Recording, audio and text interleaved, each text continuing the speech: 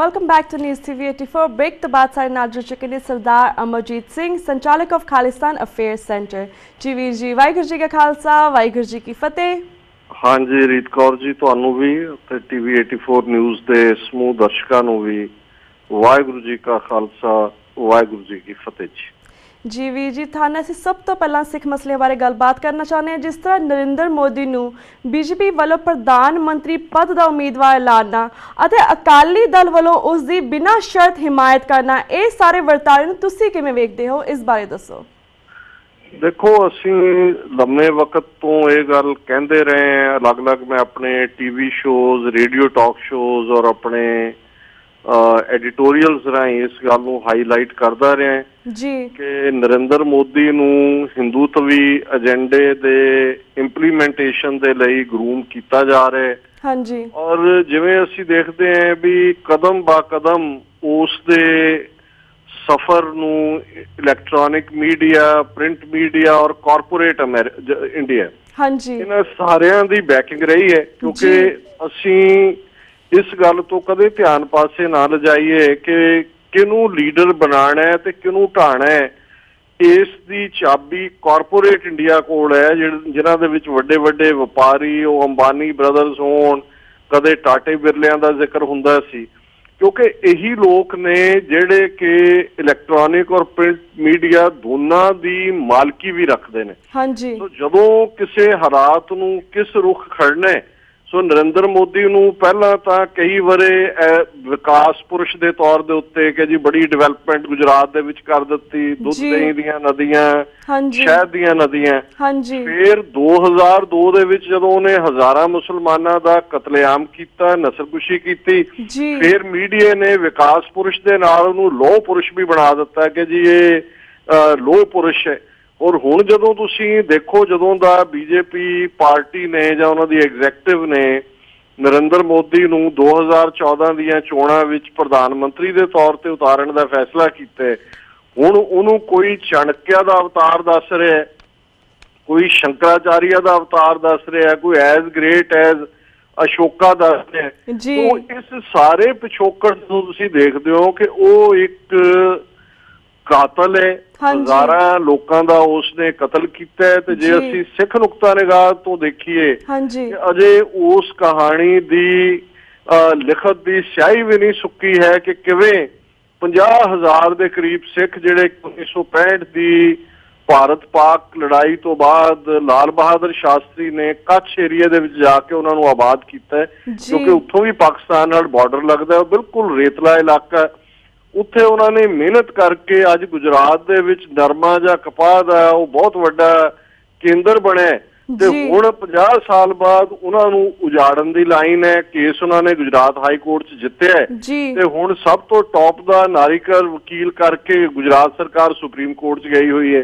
सो हुण एक पासे ये रुख है भी उन्हें बड़ा क्लीयर मैसेज नरेंद्र मोदी ने दिता होया कि घट गिणतियां नाल उन्हें की सलूक करना है। और इहदे नाल मैं एक गल होर भी जोड़ते हैं कि पिछले दिनों च जदों रुपया जिहड़ा डॉलर के सामने बिल्कुल अपनी कीमत गवाउंदा गया और आलमोस्ट 69 रुपया एक डॉलर का बनता सी, उदों लगता सी कि भी शायद फेल्योर इंडियन गवर्नमेंट के लैवल ते जां चिदंबरम जां उन्हां दीयां फाइनैंशियल नीतियां दी है।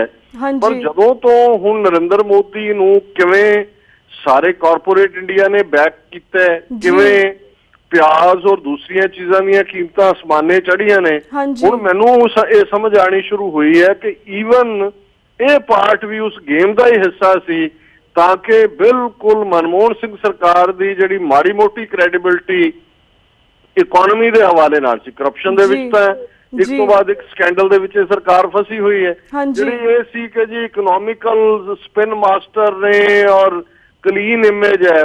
ये सारी जिहड़ी कारपोरेट इंडिया ने रुपये नूं भी हिला के दस दिता है भी आर्थिकता का भी कंट्रोल साडे कोल है, असीं नरेंद्र मोदी नूं सपोर्ट करते हैं। हुण अकालियां दा जिहड़ा इस पक्ष तो बहुत घटिया, शर्मनाक, कंडेमनेबल और जिहदे लई पंजाबी शब्द हरदू लानत भी शायद छोटा शब्द है, कि बादल दा गुजरात च जाना, इकट्ठ दे विच कहना कि सरदार नरेंद्र मोदी, ते फिर ये कहना कि he is the greatest leader of India है। ਇਸ ਤੋਂ ਵੱਧ ਕੇ ਸ਼ਰਮਨਾਕ ਜਿਹੜੀ ਹੈ ਕੋਈ ਸਟੇਟਮੈਂਟ ਨਹੀਂ ਹੋ ਸਕਦੀ। ਤੇ ਛੋਟਾ ਬਾਦਲ ਜਿਹੜੇ ਜਿਹੜੇ ਉਹਦੇ ਤੇ ਇਤਰਾਜ਼ ਹੁੰਦਾ ਹੈ ਕਿ ਜੀ ਭਾਈ ਇਹ ਫਿਰਕੂ ਹੈ ਜਾਂ ਕਮਿਊਨਲ ਹੈ, ਉਹਨੇ ਕਿਹਾ ਜੀ ਨਰਿੰਦਰ ਮੋਦੀ ਕਾਂਗਰਸ ਨਾਲੋਂ ਘੱਟ ਫਿਰਕੂ ਹੈ।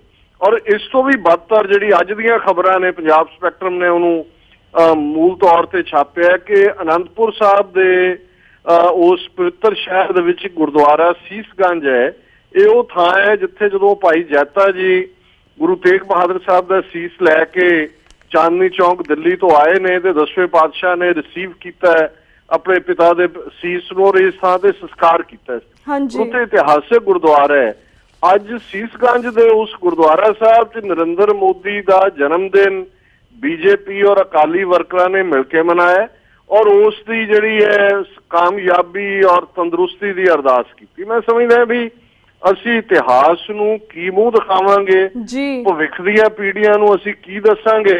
ਤੇ 140 ਮਿਲੀਅਨ ਮੁਸਲਮਾਨ ਭਾਰਤ ਦੇ ਨਕਸ਼ੇ ਦੀ ਕੈਦ ਜਿਹਨੂੰ ਖੌਫਜ਼ਦਾ ਕੀਤਾ ਮੋਦੀ ਨੇ ਹਜ਼ਾਰਾਂ ਮੁਸਲਮਾਨ ਮਾਰ ਕੇ, ਔਰ ਆਪਣੇ ਹਜ਼ਾਰਾਂ ਸਿੱਖ ਕਿਸਾਨ ਵੀਰਾਂ ਨੂੰ ਉਹਨਾਂ ਦੀਆਂ ਅੱਖਾਂ 'ਚ ਅੱਖਾਂ ਪਾ ਕੇ ਅਸੀਂ ਕਿਵੇਂ ਦੇਖ ਸਕਾਂਗੇ ਕਿ ਇਸ ਸਭ ਲਈ ਜ਼ਿੰਮੇਵਾਰ ਨਰਿੰਦਰ ਮੋਦੀ ਨੂੰ ਜਿਹੜੀ ਸਿੱਖਾਂ ਦੀ ਨੁਮਾਇੰਦਾ ਜਮਾਤ ਅਕਾਲੀ ਦਲ ਹੈ ਉਸ ਨੇ ਸਿਰਫ ਐਂਡੋਰਸ ਹੀ ਨਹੀਂ ਕੀਤਾ, ਉਸ ਨੂੰ ਜਿਤਾਉਣ ਦੇ ਲਈ, ਉਸ ਦੀ ਮੁਹਿੰਮ ਦੇ ਲਈ ਜਿਹੜਾ ਅੱਡੀ ਚੋਟੀ ਦਾ ਜ਼ੋਰ ਲਾਇਆ ਹੋਇਆ। ਮੈਂ ਸਮਝਦਾ ਵੀ ਇਹ ਸਾਡੇ ਇਤਿਹਾਸਕ ਪੱਖ ਤੋਂ, ਸਾਡੇ ਕੌਮੀ ਕਿਰਦਾਰ ਦੇ ਪੱਖ ਤੋਂ ਇੱਕ ਕਾਲਖ ਭਰਿਆ, ਸਲਰ ਭਰਿਆ ਔਰ ਲਾਨਤ ਭਰਿਆ ਜਿਹੜਾ ਇਹ ਦਿਨ ਹੈ ਜਦੋਂ ਕਿ ਇਹ ਸਭ ਕੁਝ ਦੇ ਉੱਤੇ ਸਾਨੂੰ ਗੱਲ ਕਰਨੀ ਪੈ ਰਹੀ।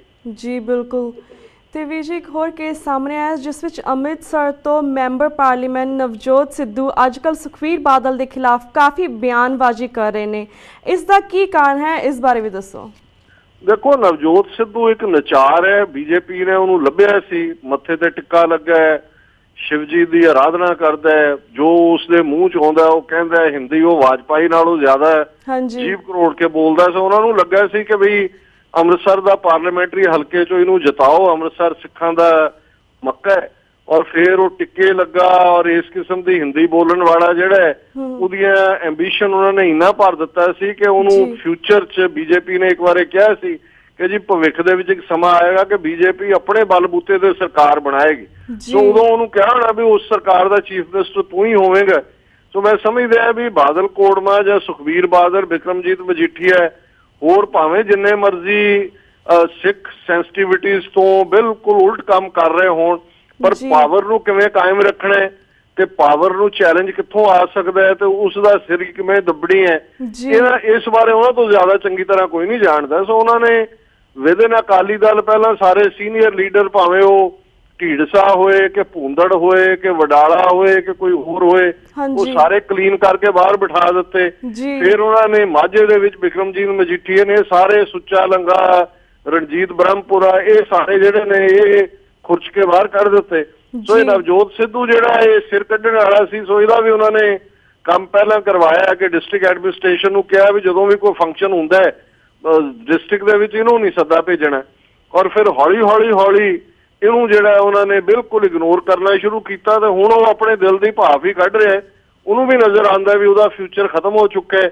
ਉਹਦੀ ਘਰਵਾਲੀ ਨੂੰ ਬੇਸ਼ੱਕ MLA ਜੇ ਬਣਾਇਆ ਤੇ ਉਹ ਥੋੜੀਆਂ ਜਿਹੀਆਂ ਵੋਟਾਂ ਤੇ ਇਹਨਾਂ ਨੇ ਜਿਤਾ ਕੇ ਦੱਸਿਆ ਮਜੀਠੀਆ ਨੇ ਵੀ ਤੂੰ ਸਾਡੀ ਮਰਜ਼ੀ ਤੇ ਹੈ, ਤੇ ਉਹ ਵੀ ਪ੍ਰੋਬਲਮੈਟਿਕ ਹੈਗੀ ਹੈ ਮਿਨਿਸਟਰੀ ਦੇ ਵਿੱਚ। ਮੇਰਾ ਖਿਆਲ ਹੈ ਵੀ ਇਹ ਸਿੱਧੂ ਘਰਵਾਲੀ ਇਹਨਾਂ ਦਾ ਪੋਲੀਟੀਕਲ ਕਰੀਅਰ ਵੀ ਖਤਮ ਤੇ ਬੀਜੇਪੀ ਜਿਹੜੀ ਹੈ ਉਹ ਵੀ ਸ਼ਾਇਦ ਹੁਣ ਇਸ ਤੋਂ ਛੁਟਕਾਰਾ ਹੀ ਪਾਏਗੀ।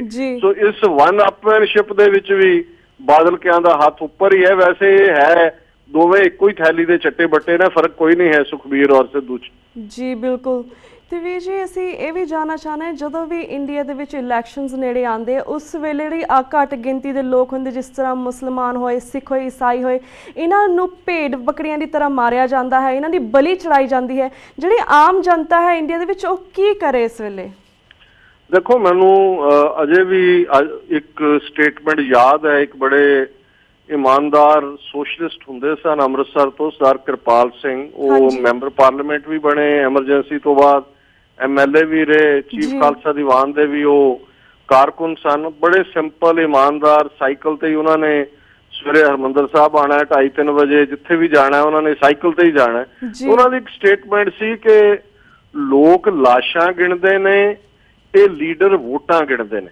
ਸੋ ਤੁਹਾਡੀ ਜਿਹੜੀ ਸਟੇਟਮੈਂਟ ਹੈ ਜੋ ਤੁਸੀਂ ਓਪਨਿੰਗ 'ਚ ਕਿਹਾ, ਐਗਜ਼ੈਕਟਲੀ ਇਹੀ ਹੈ ਕਿ ਵੀ ਇੰਦਰਾ ਗਾਂਧੀ ਦੇ ਮਾਰੇ ਜਾਣ ਤੋਂ ਬਾਅਦ ਰਾਜੀਵ ਗਾਂਧੀ ਨੇ ਭਾਰਤ ਭਰ ਵਿੱਚ ਸਿੱਖਾਂ ਦੇ ਖਿਲਾਫ ਧੂਆਂਧਾਰ ਪ੍ਰਚਾਰ ਤਾਂ ਕੀਤਾ ਹੀ, ਪਰ ਉਸ ਤੋਂ ਪਹਿਲਾਂ ਨਵੰਬਰ 84 ਦੇ ਵਿੱਚ 20,000 ਤੋਂ ਜ਼ਿਆਦਾ ਸਿੱਖਾਂ ਦਾ ਕਤਲੇਆਮ, ਨਸਲਕੁਸ਼ੀ ਕੀਤੀ। ਔਰ ਉਹ ਇੱਕ ਫਿਕਰੇ ਦੇ ਨਾਲ ਜਦੋਂ ਪ੍ਰਧਾਨ ਮੰਤਰੀ ਬਣ ਗਿਆ, ਇੱਕ ਫਿਕਰੇ ਦੇ ਨਾਲ ਜਸਟੀਫਾਈ ਕੀਤਾ ਕਿ ਜਦ ਕੋਈ ਬੜਾ ਵ੍ਰਿਕਸ਼ ਗਿਰਤਾ ਹੈ ਤਾਂ ਧਰਤੀ ਕਾਂਪਤੀ ਹੈ। ਨਰਿੰਦਰ ਮੋਦੀ ਨੇ ਹਜ਼ਾਰਾਂ ਮੁਸਲਮਾਨਾਂ ਦਾ ਕਤਲੇਆਮ ਗੁਜਰਾਤ 'ਚ ਕਰਕੇ ਹੁਣ ਉਹ ਚੌਥੀ ਪੰਜਵੀਂ ਵਾਰੀ ਜਿਹੜਾ ਗੁਜਰਾਤ ਦਾ ਮੁੱਖ ਮੰਤਰੀ ਬਣ ਗਿਆ। ਸੋ ਮੈਨੂੰ ਲੱਗਦਾ ਹੈ ਵੀ ਇਹ ਜਿਹੜੀਆਂ 2014 ਦੀਆਂ ਪਾਰਲੀਮੈਂਟਰੀ ਚੋਣਾਂ ਨੇ, ਇਸ ਤੋਂ ਪਹਿਲਾਂ ਆ ਯੂਪੀ ਦੇ ਵਿੱਚ ਅਸੀਂ ਦੇਖਿਆ ਮੁਜ਼ੱਫਰਪੁਰ ਦੇ ਵਿੱਚ ਕਿਵੇਂ ਜੋ ਉੱਥੇ ਮੁਸਲਮਾਨਾਂ ਦੇ ਨਾਲ ਹੋਇਆ। ਕੱਲ ਜਦੋਂ ਇੱਕ ਕਹਾਣੀ ਇੱਕ ਨਿਰਪੱਖ ਮੈਗਜ਼ੀਨ 'ਚ ਮੈਂ ਪੜ੍ਹ ਰਿਹਾ ਸੀ ਤੇ ਮੈਨੂੰ ਬਾਰ-ਬਾਰ ਉੱਪਰ ਮੈਂ ਉਹਦੇ ਪੜ੍ਹ ਰਿਹਾ ਸੀ ਕਿ ਇਹ ਦਿੱਲੀ ਦੀ ਨਵੰਬਰ 84 ਦੀ ਕਹਾਣੀ ਹੈ ਕਿ 2013 ਦੇ ਵਿੱਚ ਮੁਜ਼ੱਫਰਪੁਰ ਦੇ ਵਿੱਚ ਵਾਪਰੀ ਕਹਾਣੀ ਹੈ। ਕਿਵੇਂ ਉਹ ਲੇਡੀ ਰਿਲੇਟ ਕਰ ਰਹੀ ਹੈ ਕਿ ਮੇਰੀਆਂ 3 ਬੱਚੀਆਂ 16 ਸਾਲ 14 ਸਾਲ 12 ਸਾਲ ਕਿਵੇਂ ਇਲਾਕੇ ਦੇ ਵਿੱਚ ਉਹਨਾਂ ਨੂੰ ਉਸੇ ਹੀ ਪਿੰਡ ਦੇ ਜਿਹੜੇ ਲੋਕਾਂ ਨੇ ਉਹਨਾਂ ਦੀ ਪੱਤ ਲੁੱਟੀ, ਉਹਨਾਂ ਨੂੰ ਕਿਵੇਂ, ਔਰ ਬਾਕੀ ਕਹਾਣੀਆਂ ਵੀ ਇਸ ਨਾਲ ਜੁੜੀਆਂ। ਸੋ ਮੈਨੂੰ ਇਹ ਲੱਗਦਾ ਹੈ ਵੀ ਇਹਨਾਂ ਆਉਣ ਵਾਲੇ ਮਹੀਨਿਆਂ ਦੇ ਵਿੱਚ ਇਹ ਮੁਜ਼ੱਫਰਪੁਰ ਦਾ ਵੀ ਦੁਹਰਾਅ ਹੋਏਗਾ। ਜੋ ਕੁਛ ਸ਼ੋਫਰ ਟਾਊਨ ਦੇ ਵਿੱਚ ਕਸ਼ਮੀਰ ਦੇ ਵਿੱਚ ਸਿੱਖਾਂ ਦੇ ਨਾਲ ਹੋਇਆ ਹੈ, 6-7 ਘਰਾਂ ਦੇ ਉੱਤੇ ਪਥਰਾਓ, ਗੁਰਦੁਆਰੇ ਤੇ ਪਥਰਾਓ, ਔਰ ਉਹ ਵੀ ਬੀਜੇਪੀ ਇਹਨਾਂ ਦੀ ਸਾਜ਼ਿਸ਼ ਹੈ। ਔਰ ਮੈਂ ਸਮਝਦਾ ਵੀ ਇਸ ਕਤਲੋਗਾਤ ਚੋਂ ਹੀ ਇਹ ਜਿਹੜਾ ਨਰਿੰਦਰ ਮੋਦੀ ਦਾ ਪ੍ਰਧਾਨ ਮੰਤਰੀ ਪਦ ਕੱਢਣਗੇ 2014। ਜੀ ਬਿਲਕੁਲ ਵੀਰ ਜੀ, ਬਿਲਕੁਲ। ਤੇ ਵੀਰ ਜੀ ਸਾਡਾ ਵਕਤ ਸਮਾਪਤੀ ਵੱਲ ਜਾ ਰਿਹਾ। ਤੁਹਾਡਾ ਬਹੁਤ ਬਹੁਤ ਸ਼ੁਕਰੀਆ ਤੇ ਸਾਰੇ ਸਿੱਖ ਸੰਗਤਾਂ ਦੇ ਰੂਬਰੂ TV 84 ਰਾਹੀਂ ਹੋਏ ਹੋ ਤੇ ਤੁਹਾਨੂੰ ਵਕਤ ਨਾਲ ਅਸੀਂ ਸਿੱਖ ਸੰਗਤਾਂ ਦੇ ਰੂਬਰੂ ਕਰਵਾਉਂਦੇ ਰਵਾਂਗੇ। ਪਰ ਤਦ ਤੱਕ ਲਈ ਮੈਂ ਤੁਹਾਡੇ ਕੋਲ ਇਜਾਜ਼ਤ ਲੈਣੀ ਹਾਂ। ਵਾਹਿਗੁਰੂ ਜੀ ਕਾ ਖਾਲਸਾ, ਵਾਹਿਗੁਰੂ ਜੀ ਕੀ ਫਤਿਹ। ਵਾਹਿਗੁਰੂ ਜੀ ਕੀ ਫਤਿਹ। ਵੀਰਸ ਅਤੇ ਮੈਂ ਤੁਹਾਡੇ ਕੋਲ ਇਜਾਜ਼ਤ ਲੈਣੀ ਹਾਂ। ਕੱਲ ਮਿਲਾਂਗੇ ਸੇਮ ਟਾਈਮ ਸੇਮ ਸ਼ੋ ਤੇ ਤਦ ਤੱਕ ਲਈ ਵਾਹਿਗੁਰੂ ਜੀ ਕਾ ਖਾਲਸਾ, ਵਾਹਿਗੁਰੂ ਜੀ ਕੀ ਫਤਿਹ।